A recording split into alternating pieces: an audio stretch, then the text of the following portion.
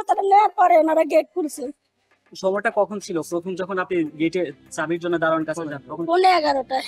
আচ্ছা, তার মানে আপনার তো বাবা হয়, মানে আপনার সামনেই আপনার বাবাকে কি হয়েছে, কিন্তু শুধুমাত্র গেট খুল না আমার মেয়ে এবং বাড়িওয়ালা থেকে হাতুড়ি নিয়ে আসে, এখন ও গেট পিটাইতেছিল, তালা ভাঙতেছিল, ভিতর থেকে হাতুড়ি সামনে নিয়ে আসে। কোপাইছে, গুলি করছে, শুধুমাত্র গেটটা যদি খোলা থাকতো আমার আপু, আমি একটা হাত পর্যন্ত ঢুকে গেছি আপুর হাতটা ধরার জন্য, কিন্তু পারি নাই। দারোয়ানটা বলছে চাবিটা আমারে দেশ না, দেয় নাই ও চাবি, ওর চাবি ওর পকেটে ছিল। সাংবাদিক র্যাব যখন আসছিল তখন ওর সাথে সাথে আমার বলে এই সরো বলে চাবিটা পকেট থেকে বাইর করে তখন তালা খুলছে। আমি তখন জিজ্ঞাসা করলাম কি রে, এখন চাবি কোথা থেকে আসলো? তখন আমার কেন মেয়ে ওরা আসে নাই? একটা চটকনা দিয়ে বলে তুই এখন চাবি কোত্থেকে বের করিস? আমার মা যে এত আজারি করছে, আমরা যে এত চিৎকার করছি, আপনাদের ইচ্ছা মতো আমার আব্বুর মাল নিয়ে গেছে, তুই যদি আমাদের গেটটা খুলে দিতে তো আমার আব্বু এরকম আহত হতো না, ওরা আমরা ওরা ভিতরে চাইলে নিয়ে আসতাম। জানালা দিয়েই দিতে পারছে। দারোয়ান দারোয়ানের কাছে চাবি ছিল? জি চাবি দেয় না, চাবি হচ্ছে দুইটা থাকে, একটা হচ্ছে বাড়িওয়ালা ম্যানেজারের কাছে থাকে, আরেকটা হচ্ছে দারোয়ানের কাছে থাকে। আচ্ছা,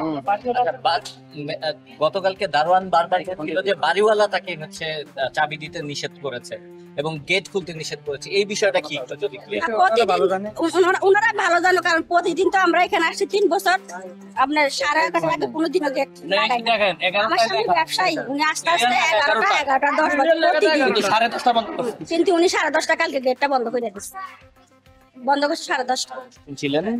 শুনছিলেন আসলে যিনি ভিকটিম, যাকে গতকাল রাতে এই বনশ্রীর এই 7 নম্বর ডি ব্লকের 7 নম্বর রুটের এই বাসার সামনে থেকে মূলত ছিনতাইকারীরা অস্ত্র দিয়ে গুলি করে। আমরা যেটা দিনব্যাপী আপনাদের দেখানোর চেষ্টা করেছিলাম যে